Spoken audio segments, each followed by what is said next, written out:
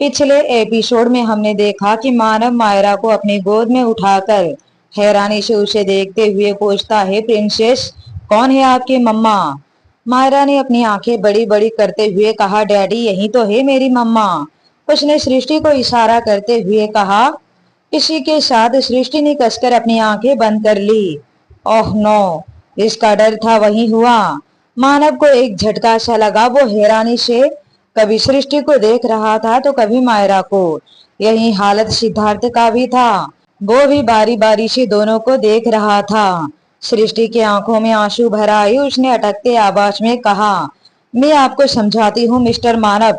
उसने मायरा को अपनी गोद में लेने के लिए हाथ आगे किया, पर मानव ने उसे हाथ दिखाकर रुक जाने का इशारा करता है। मायरा किसकी बेटी है?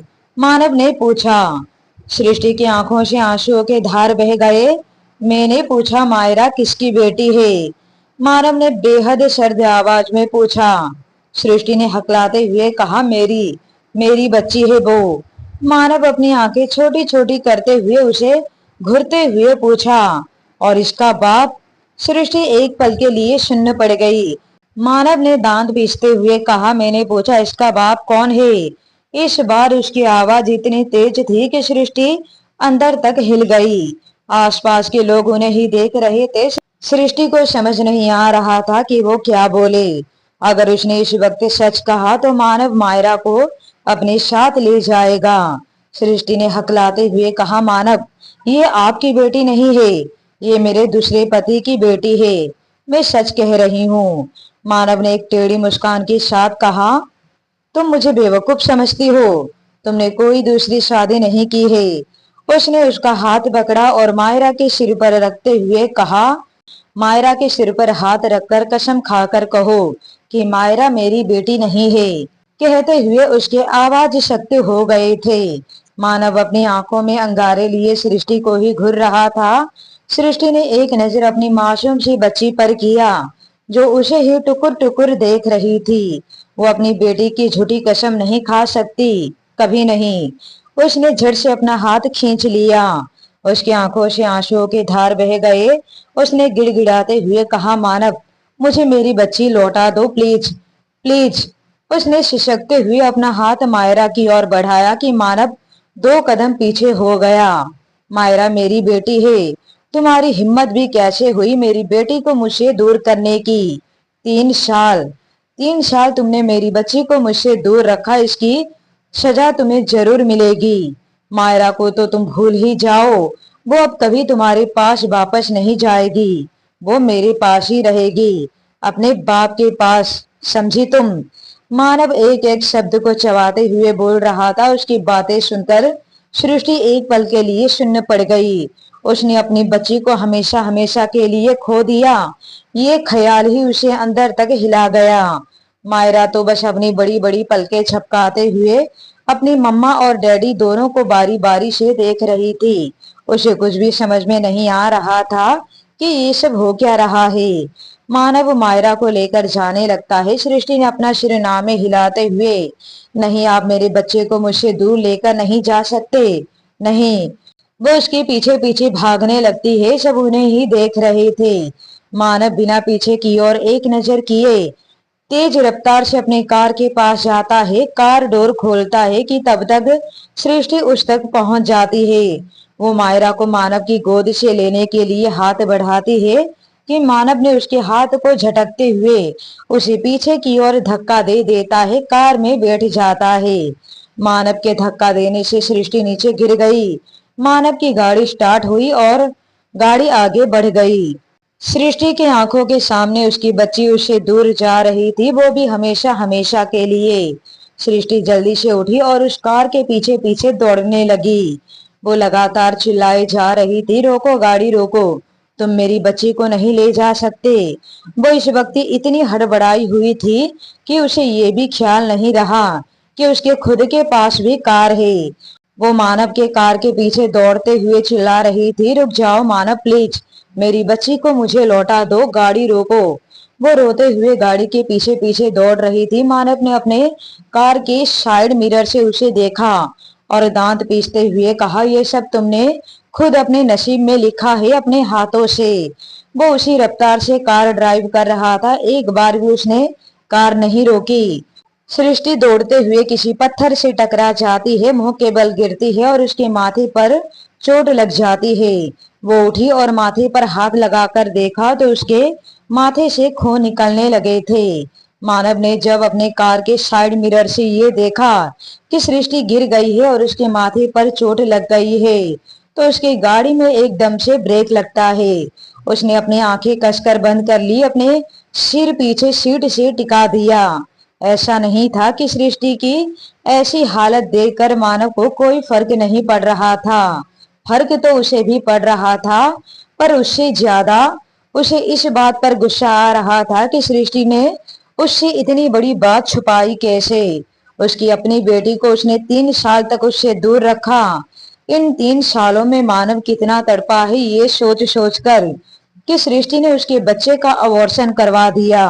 मानव की आंखों के आगे वो पल घूम जाता है जब सृष्टि घर छोड़कर जा रही थी और मानव ने उसका हाथ पकड़कर उसे रोकने की कितनी कोशिश की थी, पर सृष्टि उसे रिश्ता तोड़कर चली गई थी। मानव ने अपनी आंखें खोली और दांत पीसते हुए फिर से कार स्टार्ट किया। थोड़ी ही देर में वो बजाज मैंशन के सामने पहुंचा। मायरा को लेकर कार से उतरा, उसे गोद में उठाया, अंदर की ओर जाने लगा। मायरा ने मानव को टुकुर टुकुर देखते हुए पूछी, डैडी हम कहाँ जा रहे हैं? प्रिंसेस, आप अपने घर जा रहे हो। ये अब आपका भी घर है। आज से आप यहाँ मेरे साथ ही रहेंगे। मायरा ने खिलखिलाते हुए हंसने लगी। अरे डैडी, मेरा घर तो वहां है ना जहाँ मम्मा रहती है। नहीं बेटा, अब आप वहां नहीं जाएंगे, आप यहीं रहेंगे मेरे साथ। कहता हुआ वो उसे गोद में पकड़े ही घर के अंदर ले गया।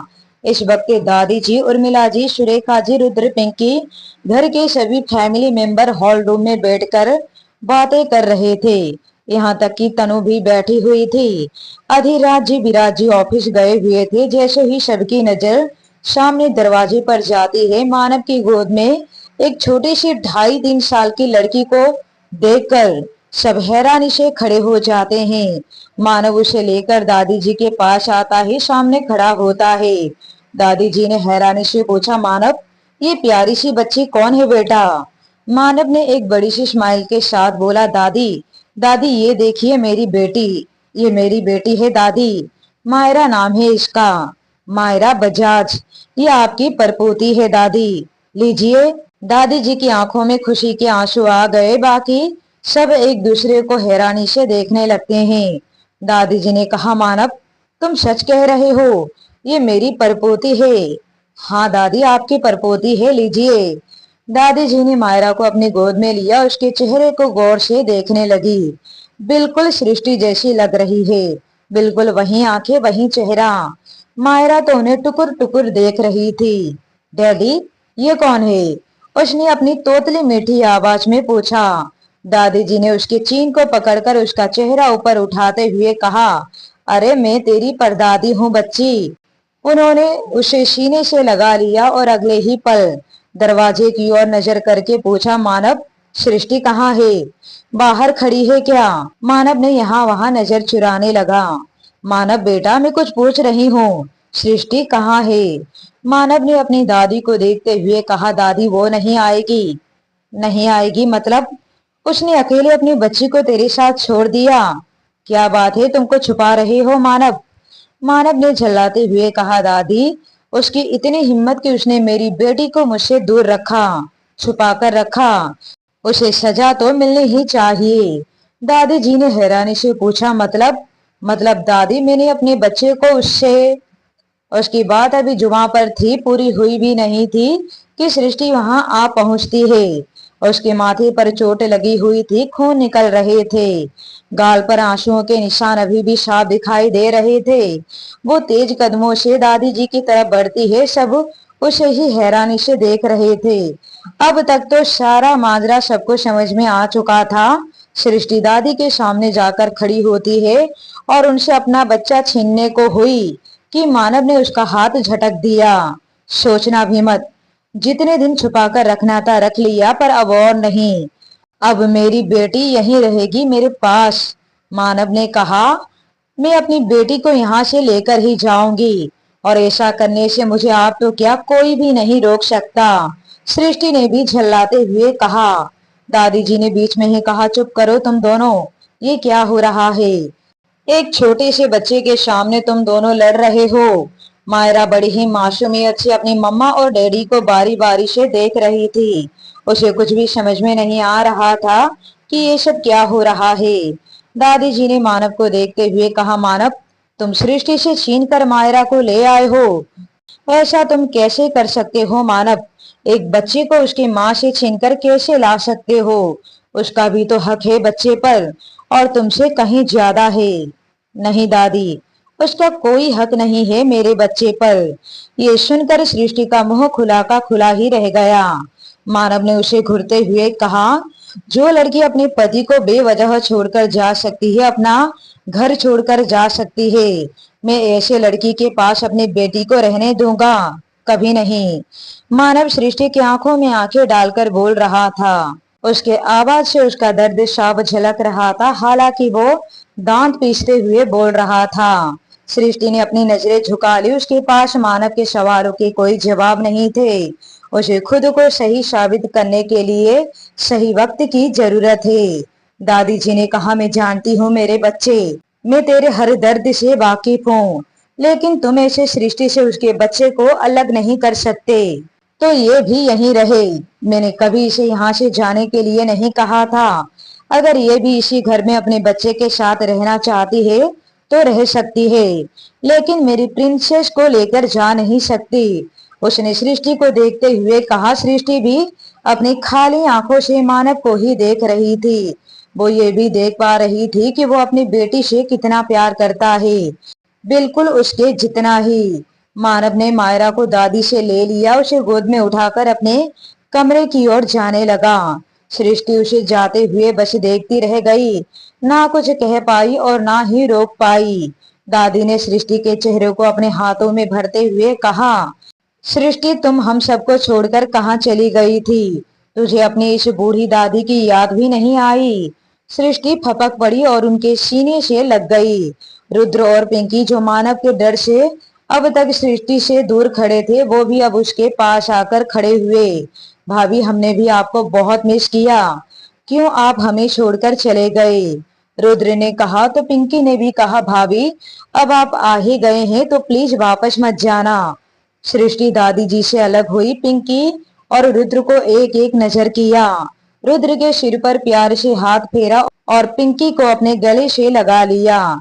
ये सब वहां खड़ी तनु और उर्मिला जी को बिल्कुल भी अच्छा नहीं लग रहा था। तनु ने उर्मिला जी से कहा, आंटी, आपका ये मेंशन तो अब किसी धर्मशाला से कम नहीं लग रहा है। कोई भी बाहर का इंसान आकर रहने लगता है। आप ये सब कैसे बर्दाश्त कर लेती है? मैं आपकी जगह पर होती तो हाथ पकड़कर खींच कर निकाल फेंकती। तनु ने सृष्टि को देखते हुए कहा। सृष्टि खामोश रही। वो इस वक्त बिल्कुल भी लड़ने की हालत में नहीं थी। दादी जी ने जवाब देते हुए कहा, उर्मिला, मैंने भी तुम्हें कितनी बार कहा है, ऐसे बाहर के किसी को भी घर में मत रखा करो। ये कोई धर्मशाला नहीं है। अब तुम तनु को ही देख लो, कितने दिन से बेमतलब यहाँ पड़ी हुई है। अब तो इसके माँ बाप को भी इसकी कोई जरूरत महसूस नहीं होती। और सृष्टि, तुम यहाँ क्यों खड़ी हो? चलो अपने कमरे में। सृष्टि हैरानी से पूछी, मेरा कमरा? हाँ, तुम्हारा कमरा। अरे, जब तुम नई नई इस घर में आई थी, मानव से अलग रहती थी, वो कमरा। बाद में तुम्हारे कमरे एक हुए ना। तुम्हें पता है बेटा, मानव ने आज तक उस कमरे में किसी को भी आने नहीं दिया। मेरे मानव ने तुम्हारे कमरे के एक छोटी से छोटी चीज को यहाँ से वहां नहीं होने दिया। सिवाय मानव के तुम्हारे कमरे में किसी और को जाने की इजाजत नहीं है बेटा। तुम्हारी हर एक यादों को उसने उस कमरे में सहेजे रखा है। तुम्हें गुलाब का फूल पसंद है ना? आज भी वो हर रोज तुम्हारे कमरे के फूलदान में ताजे गुलाब रखना नहीं भूलता। सृष्टि की आंखों में आंसू आ जाते हैं। वो ये तो जानती थी कि मानव कहीं ना कहीं आज भी उसे चाहता है, पर इतनी गहराई से ये तो उसने सोचा भी नहीं था। तनु और उर्मिला हैरानी से एक दूसरे को देखने लगते हैं।